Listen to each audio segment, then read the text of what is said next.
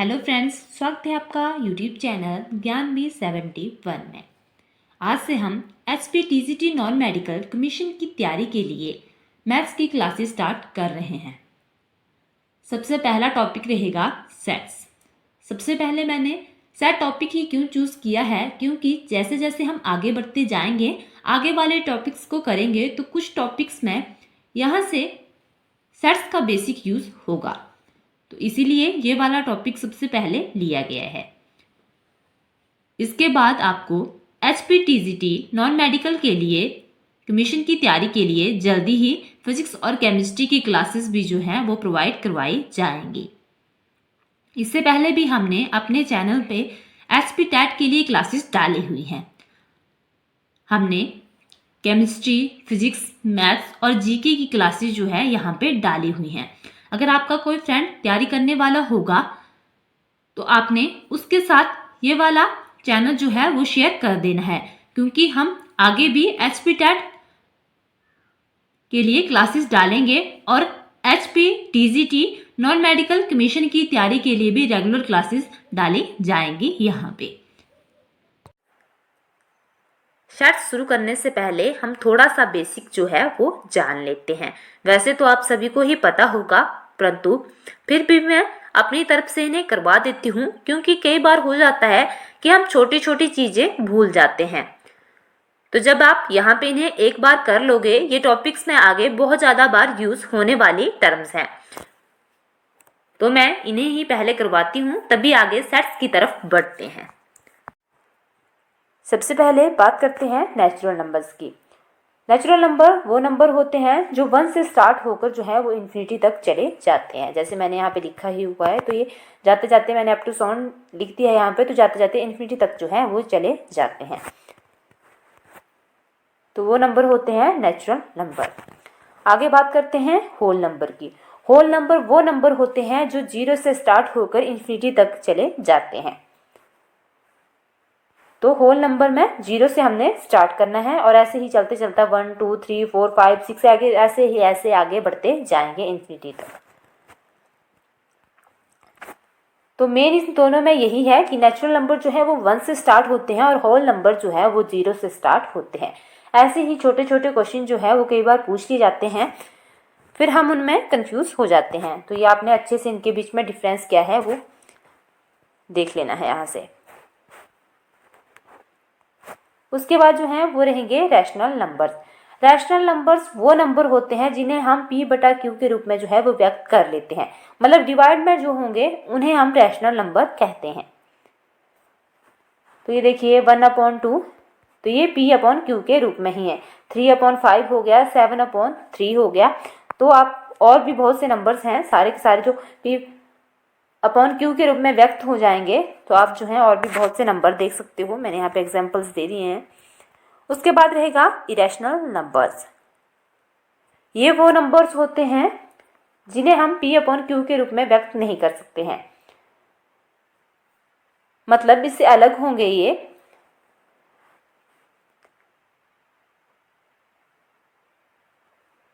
तो ये मैंने एग्जाम्पल लिखे हैं √2, √3, √5।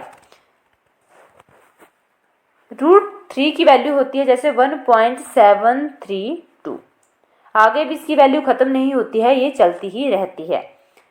तो जब हमें पता ही नहीं कि ये कहाँ पे ख़त्म होगा, ऐसी वैल्यू जिनका हमें पता नहीं है कि ये कहाँ पे ख़त्म होगा, ऐसे नंबर्स को हम जो है वो रैशनल नंबर बोलते हैं। तो आपने याद रखना है कि रैशनल नंबर जो हैं, हमें इसकी वैल्यू, जैसे मैंने आप इसकी वैल्यू लिखी तो इसकी वैल्यू ऐसा नहीं है 2 के बाद ख़त्म हो जाएगी, ये आगे आगे आगे ऐसे बढ़ती ही रहेगी। तो फिर ये क्या हुआ, एक इरेशनल नंबर। हमें इसकी एग्जैक्ट वैल्यू जो है वो पता नहीं होती है, बस इतना हम लिख देते हैं वैसे, परंतु ये वाली वैल्यू जो है वो आगे भी ऐसे ही बढ़ती रहती है। तो ये एग्जाम्पल्स लिखे हैं मैंने इरेशनल नंबर के। रूट में 2 हो गया, 3 हो गया, रूट में 5 हो गया। सेट्स में ये वाले आपको पता होने चाहिए, क्योंकि आपके बहुत ज़्यादा काम आएंगे। उन्होंने सीधा लिखा होगा इंटीजर, प्राइम नंबर, सेट। तो फिर अगर आपको पता होगा कि इंटीजर्स क्या होते हैं, प्राइम नंबर क्या होते हैं, रैशनल नंबर, इरेशनल नंबर, तभी आप जो है इन क्वेश्चंस को कर पाओगे। उसके बाद इंटीजर। इंटीजर क्या होते हैं? तो पॉजिटिव और नेगेटिव की जीरो जितनी भी वैल्यू होती हैं जीरो को इंक्लूड करके वो सारे के सारे क्या होते हैं, इंटीजर होते हैं। जैसे मैंने जीरो से स्टार्ट करा, 1 हो गया, 2 हो गया, 3 हो गया, 4 हो गया, अप टू सॉन ये इन्फिनिटी तक ऐसे ही चला जाएगा। वैसे ही इस साइड को ले लीजिए, -1 हो गया, 0 के बाद -1 आता है, -2 हो गया, -3, ये भी अप टू सॉन जो है वो माइनस इन्फिनिटी तक चला जाएगा। दोनों साइड को ऐसे ही यहाँ पे माइनस और यहाँ पे प्लस इन्फिनिटी तक जो है वो ये वैल्यू चली जाएगी। तो ये होते हैं integer, positive value, negative value और जीरो भी इंक्लूड होती हैं। आल पॉजिटिव, आल नेगेटिव और जीरो इनके बीच में जो इंक्लूड होती हैं ये होते हैं हमारे पास इंटीजर्स। बात करते हैं प्राइम नंबर की। होते क्या है प्राइम नंबर? ऐसे नंबर जो कि स्वयं से ही कटे, मतलब जो कि खुद से कटे या फिर 1 से कटे और शेष में कुछ नहीं बचना चाहिए, मतलब पूरा पूरा जो है वो डिवाइड हो जाए सिर्फ खुद से ही। अभी समझाती हूँ कि बोलने का अर्थ क्या हुआ। बात करते हैं 2 की। जब हम 2 को खुद से ही काटें, मतलब 2 को 2 से ही काटें, तो शेष में जो है वो सिर्फ 1 ही बचेगा और कोई यहाँ पे शेष और वैल्यू जो है वो नहीं बचनी चाहिए, पूरा पूरा जो है वो कट जाता है। उसके बाद बात करते हैं 3 की। 3 भी जो है वो पूरा पूरा आपस में कट जाएगा। वैसे ही 7 की बात कर लेते हैं। 7 भी पूरा का पूरा जो है वो कट जाएगा। यहाँ पे मैंने 9 क्यों नहीं लिखा, क्योंकि 9 जो है वो 3 से कट जाता है, फिर शेष में 3 बच जाते हैं। तो हमने लेनी ही वो वाली संख्या है, प्राइम नंबर होते ही वो है जो कि स्वयं से या फिर 1 से ही कटें। अगर 1 से आपको पता है हम किसी भी चीज़ को काटें तो वो आंसर तो वही आएगा। 1 से काटने का कोई फायदा नहीं होता। जैसे 3 को मैं बोलूँ 1 से काट दूँ तो बचेंगे तो 3 ही, वैसे ही 2 को 1 से काटें तो बचेंगे तो 2 ही, तो फिर 1 एकम 1 1 2 2, तो फिर बच तो 2 ही जाएंगे। तो वैसे ही 11 को जब हम पूरे से काटते हैं 11 एकम 11 11 एकम 11, तब फिर हमारे पास जो है वो शेष में ऐसे कुछ नहीं बचता है। वैसे ही 13 की बात होगी। 15 क्यों नहीं होते प्राइम नंबर? क्योंकि ये 3 से भी कट जाते हैं, 3 पंजे 15। वैसे ही ये जो है 5 से भी कट जाएंगे, 5 एकम 5 5 से 15, तो फिर ये तो किसी से भी कट जा रहे हैं। तो इसलिए प्राइम नंबर वो ही होते हैं जो या तो 1 से कटें या खुद से ही कटें, और पूरे पूरे कटने चाहिए, कुछ भी शेष में नहीं ऐसे बचना चाहिए। तो जिसको ये वाली PDF चाहिए होगी हम उसे वो प्रोवाइड करवा देंगे, पर आपकी तरफ से कमेंट आना चाहिए कि आप हमें प्रोवाइड करवाएं। हम आपको आपके WhatsApp नंबर पे ये वाली वीडियो जो है वो PDF वाली पूरी प्रोवाइड करवा देंगे, जो जो हमने यहाँ पे लिखा होता है इन PDFs में। उसके बाद बात करते हैं कंपोजिट नंबर की। ये क्या होते हैं? कंपोजिट नंबर वो नंबर होते हैं जो कि प्राइम नंबर नहीं होते हैं। प्राइम नंबर को छोड़ के बाकी जो नंबर होते हैं वो कंपोजिट नंबर होते हैं। तो आप देख सकते हो कि अब आप बोलोगे कि प्राइम नंबर 1 तो प्राइम नंबर नहीं है, तो आपने क्यों नहीं लिखा वो कंपोजिट में? तो ये जो 1 होता है ना तो ये प्राइम नंबर होता है ना ही ये कंपोजिट नंबर होता है, ये आपने याद रखना है। 1 जो है ना तो प्राइम नंबर है ना ही कंपोजिट नंबर है, इसलिए मैंने यहाँ पे नहीं लिखा है। कंपोजिट नंबर जो है वो 1 को छोड़ के और प्राइम नंबर को छोड़ के बाकी सारे जितने भी हैं वो जो है हमारे पास इन्फिनिटी तक जो है वो कंपोजिट नंबर ही होते हैं। जैसे यहाँ पे 1 नहीं है, 2 नहीं है, 3 नहीं है, 4 है, फिर 5 नहीं है, 6 है, 7 नहीं है, 8 है, क्योंकि ये सारे के सारे जो हैं बाकी कंपोजिट नंबर को छोड़ के जितने भी बीच में नंबर छूट रहे हैं वो प्राइम नंबर है। और 1 जो है वो नहीं लिखा गया है क्योंकि ना तो वो प्राइम नंबर है ना ही कंपोजिट नंबर है। और उसके बाद लास्ट बात करते हैं रियल नंबर की। अब रियल नंबर क्या होते हैं? तो जितने भी हमारे पास रैशनल नंबर होते हैं प्लस इरेशनल नंबर होते हैं, ये सारे के सारे क्या होते हैं? ये होते हैं रियल नंबर्स। तो पीछे आपने देखा होगा कि रैशनल नंबर्स कौन हुए, इरेशनल नंबर कौन हुए। रैशनल के अंदर ही जो है हमारे पास होल नंबर आ जाते हैं, नेचुरल नंबर आ जाते हैं, इंटीजर आ जाते हैं, इवन ऑड नंबर आ जाते हैं, प्राइम नंबर आ जाते हैं, कंपोजिट नंबर आ जाते हैं, जितने भी ये नंबर मैंने आपको इसके पीछे करवाए ये सारे के सारे जो है वो रियल नंबर में ही आएंगे। और इसकी मेन डेफिनेशन जो है वो बताती हूँ मैं आपको। तो इसकी डेफिनेशन में रियल नंबर वो होते हैं जिसमें सारे रैशनल और इरेशनल नंबर जो है वो आ जाते हैं। और दूसरा रियल नंबर वो होते हैं जिन्हें हम नंबर लाइन पर रिप्रेजेंट कर सकें। तो आपको अब समझ आ गया होगा कि रियल नंबर जो है वो क्या होते हैं। तो अब हम शुरू करते हैं सेट्स को। सबसे पहले सेट होता क्या है? इस set is a well defined collection of object.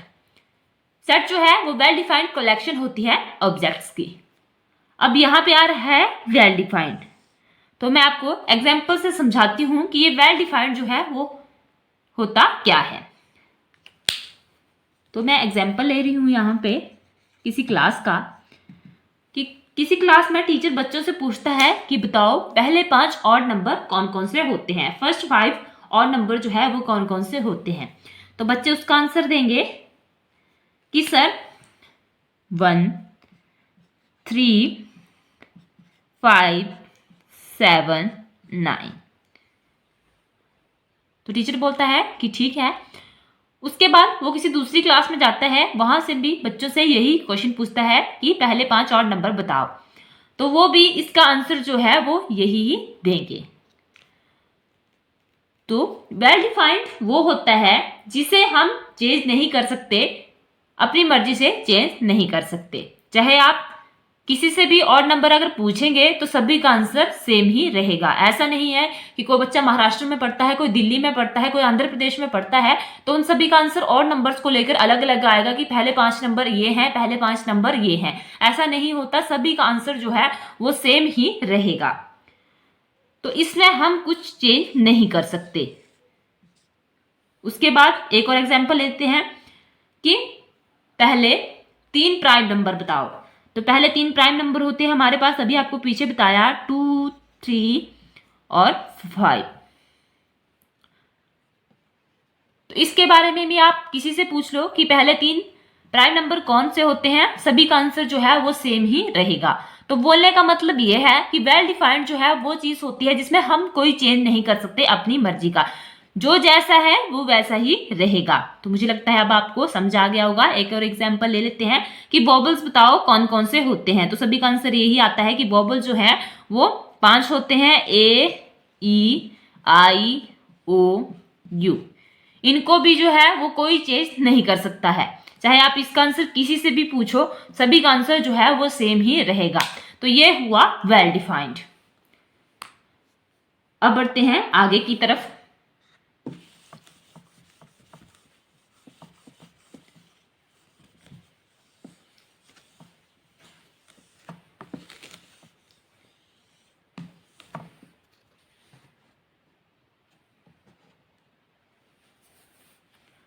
तो इसके बाद हम देखते हैं कि सेट्स को जो है वो लिखते कैसे हैं।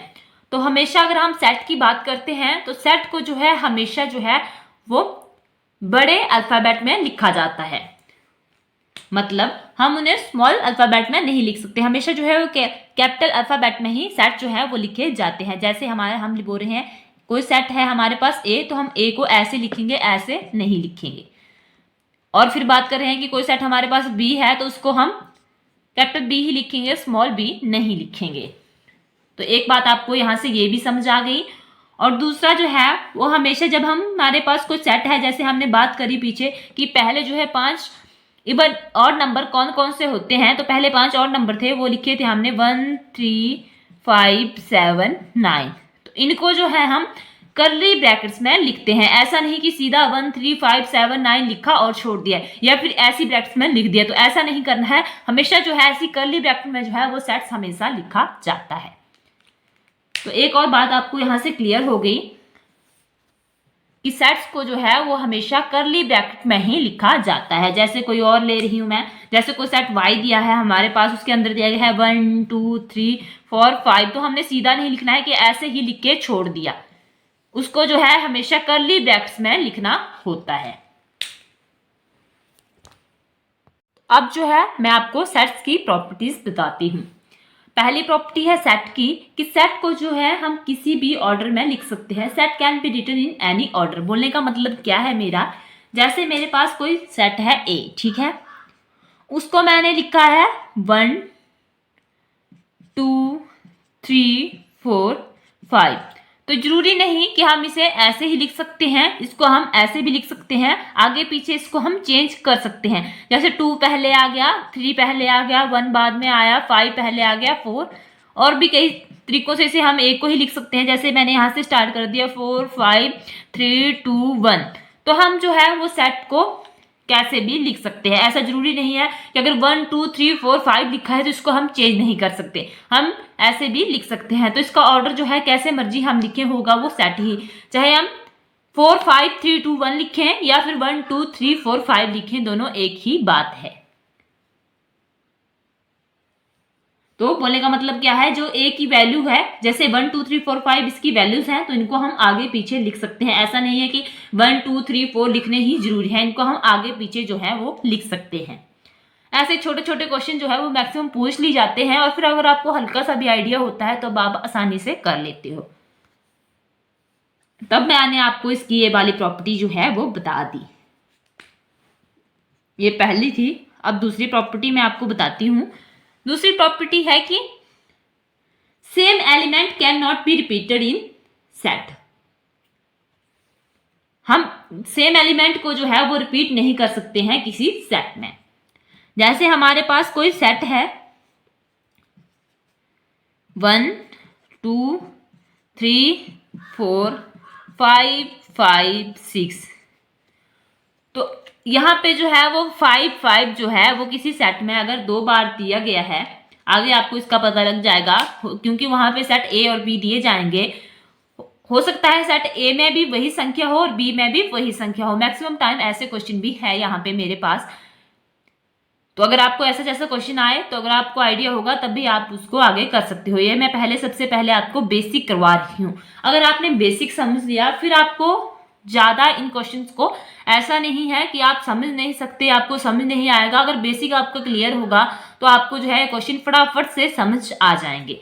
तो मैंने क्या बोला कि रिपीट नहीं कर सकते हैं बार बार, तो ऐसा नहीं है। अब इसको हम सिर्फ इतना ही लिखेंगे 1 2 3 4 5 एक बार ही लिखेंगे और 6, हम इसको रिपीट नहीं जो है वो करेंगे। तो ये भी आपने याद रखना है। और मैं एक एग्जांपल इसी का और बता देती हूँ प्रॉपर्टी का कि रिपीट कैसे नहीं करते। जैसे हमारे पास कोई सेट 1 2 3 दिया गया है और एक सेट मेरे पास जो है वो बी दिया गया है, वो है 1 3 6। तो जब हमने ए बी लिखना होगा, ये टोटल सेट बनाना होगा इनका, तो अब हम उस सेट में लिखेंगे पूरे में, पता नहीं आपने देखा कि नहीं देखा, ये क्योंकि नीचे चला गया था लिखते लिखते, तो फिर से बता देती हूँ। जैसे हमारे पास 2 सेट हैं 1 2 3, ठीक है। बी सेट है वो है हमारे पास 4 3 6। तो जब हम इस सेट को, आगे ऐसे क्वेश्चन भी आएंगे, इकट्ठा करके लिखेंगे, तब हम, ऐसा नहीं है कि यहाँ पे भी जो है हमारे पास 3 है और यहाँ पे भी 3 है तो दोनों को अलग अलग लिखेंगे, तो ऐसा नहीं करेंगे, इनको एक ही बार लिखेंगे। अगर इस पूरे सेट को मैं इकट्ठा लिखना चाहूँ तो मैं इसे लिखूंगी 1 2 3 4 6, मतलब दोनों में 3 3 था तो मैं 2 बार 3 नहीं लिखूंगी, सिर्फ एक बार ही लिखूंगी। तो इस प्रॉपर्टी का बोलने का मतलब क्या था कि इसमें जो है हम एलिमेंट्स को रिपीट नहीं करते हैं, सिर्फ एक बार ही लिखते हैं। ठीक है, हो गया हमारा ये भी। तो अब हम कर रहे हैं हाउ टू रिप्रेजेंट सेट्स। तो इसके लिए 2 मेथड होते हैं। पहला है रोस्टर फॉर्म, इसी को जो है वो टेबुलर फॉर्म भी बोला जाता है, और दूसरा है हमारे पास सेट बिल्डर फॉर्म। तो ये दोनों आपने याद रखने हैं। इसको रिप्रेजेंट करने के 2 तरीके होते हैं। पहला होता है रोस्टर फॉर्म, इसी को ही टेबुलर फॉर्म बोला जाता है, और दूसरा है हमारे पास सेट बिल्डर फॉर्म। सबसे पहले हम बात करेंगे पहले वाले की, वो है रोस्टर फॉर्म। अब मैं दोनों नाम नहीं लिखूंगी इसके। तो इसमें जो है हम क्या करते हैं, जैसा हम पीछे से लिखते आ रहे हैं, जैसे मैंने एक एग्जांपल भी लिया कि पहले 5 इवन नंबर कौन से होते हैं, तो इस पहली फॉर्म में हम उसे सीधा लिख देते हैं, जैसे शुरू से लिखते आए हैं कि 2 4 6 8 और 10। जब हम सीधा ही ऐसे करली ब्रैकेट्स में लिखते हैं नंबर्स को, तब ये वाली फॉर्म जो होती है हमारे पास वो होती है रोस्टर फॉर्म। तो सिंपल जब हम ऐसे लिखते हैं, किसी भी सेट को शुरू से लिखते आ रहे हैं, तो जब ये वाली फॉर्म में लिखा जाएगा तो इस वाली फॉर्म को बोला जाता है रोस्टर फॉर्म।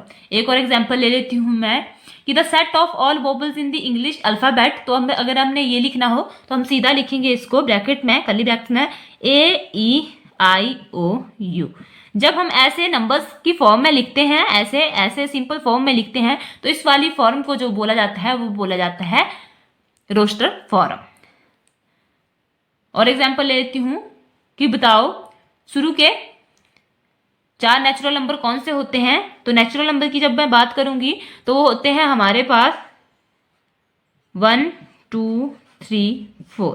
तो जब हम इस फॉर्म में और ऐसे नंबर्स को लिखते हैं तो ये जो हमारे सिंपल फॉर्म की हम शुरू से यूज करते आ रहे हैं, ये वाली फॉर्म होती है हमारे पास रोस्टर फॉर्म।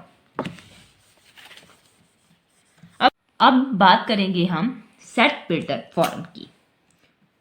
तो शॉर्ट में लिखती हूं सेट बिल्डर फॉर्म। इससे पहले हमने जब रोस्टर फॉर्म का एग्जांपल किया तो वहां पे लिखा था कि फर्स्ट 5 इवन नंबर जो है वो कौन कौन से होते, तो मैंने लिखा था 2 4 6 8 10। तो हमारे पास जब भी क्वेश्चन आता है तो हमें अगर रोस्टर फॉर्म दी होगी तो वहां पे बोला जाता है कि इसका जो है आप सेट बिल्डर में फॉर्म में लिखो। चेंज करने के लिए ही हमेशा जो है ऐसे क्वेश्चन पूछ लिए जाते हैं, या फिर हमें सेट बिल्डर फॉर्म दी गई होगी और बोला जाएगा कि इसकी रोस्टर फॉर्म बनाओ। तो जैसे मैंने ये वाला एग्जांपल जो लिखा है अब इस टाइम ये लिखा है रोस्टर फॉर्म में, तो मैंने अगर इसकी सेट बिल्डर फॉर्म बनानी हो तो मैं कैसे बनाऊंगी? मैं लिखूंगी एक्स सच दैट एक्स, तो ये है हमारे पास, इसको बोला जाता है is such that x is such that x is first 5 even numbers, first 5 even numbers. तब मैं इसको जो है ये वाली टर्म यहाँ पे हमारे पास जो रोस्टर फॉर्म में थी, अगर इसको सेट बिल्डर फॉर्म में लिखना हो तो ये वाला जो है हम ऐसे लिखेंगे। ये होती है हमारे पास सेट बिल्डर फॉर्म। और एक और एग्जांपल कर लेते हैं डिस्कस यहाँ पे। पहले मैंने लिखा था कि set of all vowels in the English alphabet, तब मैंने लिखा था AEIOU।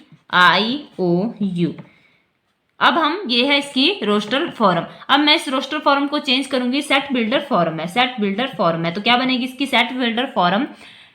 X such that x is such that x is a wobble in English alphabet, is a wobble in English, short में लिख रही हूं, अल्फाबेट्स।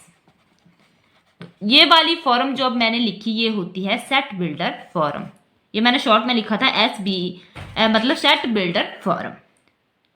तो यहां से आप अच्छे से समझ सकते हो कि हम कैसे जो है रोस्टर फॉर्म लिखते हैं और कैसे जो है सेट बिल्डर फॉर्म लिखते हैं। अब मैं आपको यहाँ पे आगे 2-3 क्वेश्चन करवाती हूँ, फिर आपको अच्छे से पता लग जाएगा कि क्या सेट बिल्डर फॉर्म होती है और क्या जो है वो रोस्टर। पीछे मैंने आपको सेट्स के बारे में बताया, तो अब जो है हम यहाँ पे देखेंगे कि which of the following are sets. यहाँ पे मैं कुछ एग्जांपल्स लूंगी, तो आपने इन क्वेश्चंस को सॉल्व करके देखना है कि कौन जो है वो सेट है और कौन जो है वो सेट नहीं है, क्योंकि सेट की जो है एक प्रॉपर डेफिनेशन होती है, उस बिहाफ पे हम बोलते हैं कि ये सेट है। तो क्वेश्चन 1 देखते हैं पहले। The collection of all months of a year beginning with letter J, मतलब एक ईयर में कितने ऐसे मंथ्स हैं जो जे लेटर से शुरू होते हैं, वो हमने बताना है। तो सबसे पहले तो हम स्टार्ट करते हैं, पहले से ही पकड़ लेते हैं जनवरी से।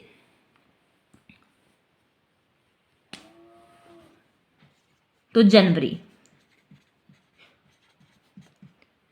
उसके बाद फरवरी नहीं है, मार्च भी नहीं है, अप्रैल भी नहीं है, मई भी नहीं है। उसके बाद आया जे, जून, तो जे आया उसके बाद जून में, और उसके बाद आया जुलाई में। उसके बाद अगस्त, सितंबर, अक्टूबर, नवंबर, दिसंबर, इसमें किसी में भी जो है किसी भी मंथ का नाम जो है वो जे लेटर से स्टार्ट नहीं होता है। तो अब आप इन तीनों का किसी से भी पूछ लो ये वाला क्वेश्चन कि साल में बताओ कि कितने मंथ जो है वो जे से जिनके नाम जो है वो जे लेटर से स्टार्ट होते हैं, तो सभी का आंसर जो है वो सेम ही रहेगा, सभी इन तीनों को ही बताएंगे।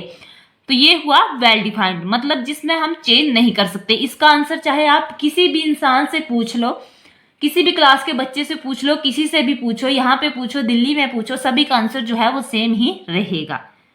तो जिसमें हम कोई चेंज ना कर सके वो होता है वेल डिफाइंड सेट।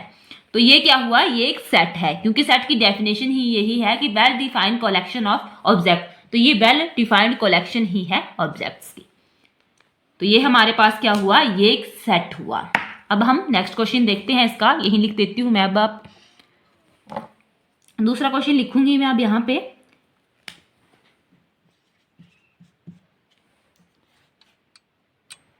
दूसरा क्वेश्चन है the collection of most talented writers of India.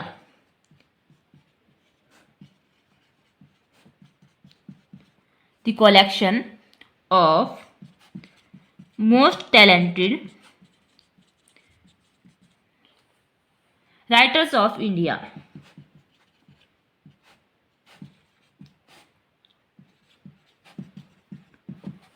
तो ये भी हमने बताना है कि एक सेट है कि नहीं है।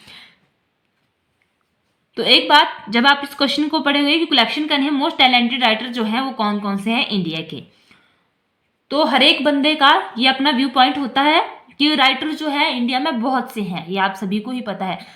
हो सकता है जो मुझे राइटर पसंद हो वो आपको नहीं हो, तीसरे बंदे से पूछेंगे उसके अपने ही पसंद के कोई राइटर होंगे। तो ये जो है वो पर्सन टू पर्सन वेरी कर जाएगा, ये वेल डिफाइंड नहीं होगा। क्योंकि वेल डिफाइंड कहाँ से होगा, इसका आंसर हम अगर किसी भी इंसान से पूछ लें, एक क्लास के बच्चों से पूछ लें, 2 चाहे 4 ही बच्चे हो क्लास में, उनसे पूछ लें कि बताओ कि आपके जो है वो आपको कौन कौन से मोस्ट टैलेंटेड राइटर लगते हैं इंडिया में, तो किसी का आंसर जो है वो कुछ आएगा, किसी का कुछ आएगा, किसी का जो है वो अपने हिसाब से तीनों जो है आंसर देंगे। तीनों के ही अलग अलग राइटर जो है उन्हें अपने नज़र में टैलेंटेड लगते होंगे कि ये है ये है ये है। तो ये पर्सन टू पर्सन वेरी कर जाएंगे, तो ये वेल डिफाइंड नहीं है, क्योंकि इनमें हम चेंज कर सकते हैं। हर एक इंसान जो है अपने हिसाब से इसका आंसर बताएगा, तो ये जो है एक सेट नहीं है। तो मुझे लगता है अब आपको ये पता लग गया होगा सेट के बारे में। पहले मैंने डेफिनेशन बताई थी, अब मैंने पूरा सॉल्व करके भी, क्लियर करके भी आपको बता दिया कि कौन सेट होते हैं और कौन से सेट नहीं होते हैं। अगर होते हैं तो क्यों होते हैं, अगर नहीं होते हैं तो क्यों नहीं सेट होता है।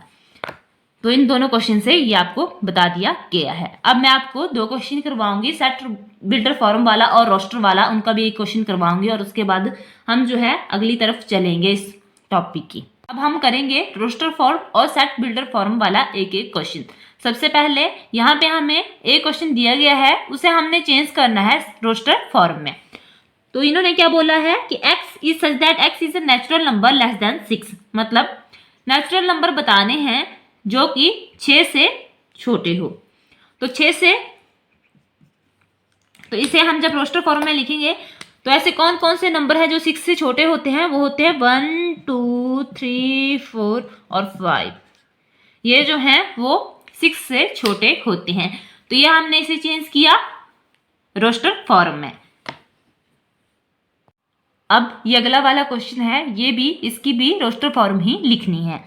तो मैं दूसरा क्वेश्चन भी क्यों रोस्टर फॉर्म वाला ही लेके आए, क्योंकि आपको इस क्वेश्चन से कुछ समझने को मिलेगा।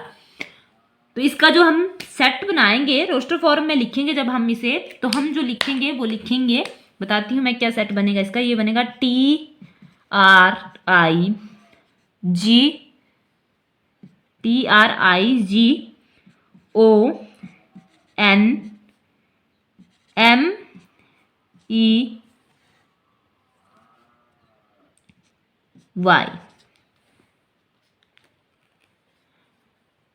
तो सेट में सिर्फ ये एलिमेंट ही लिखे जाएंगे। ऐसा क्यों?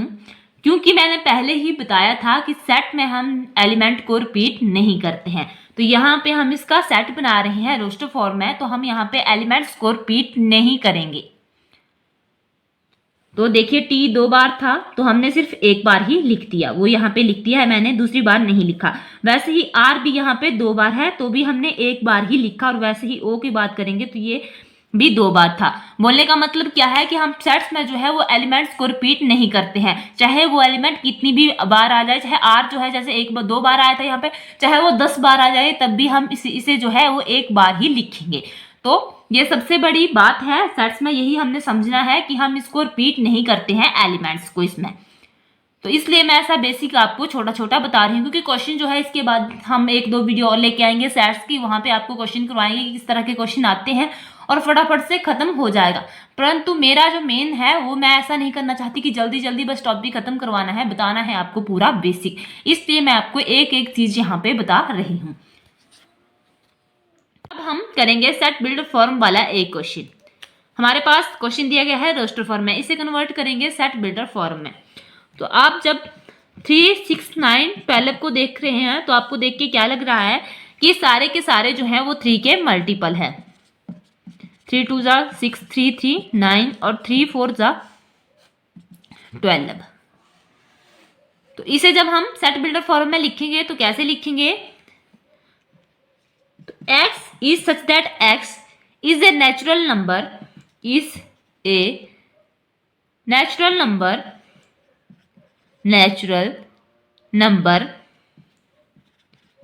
नंबर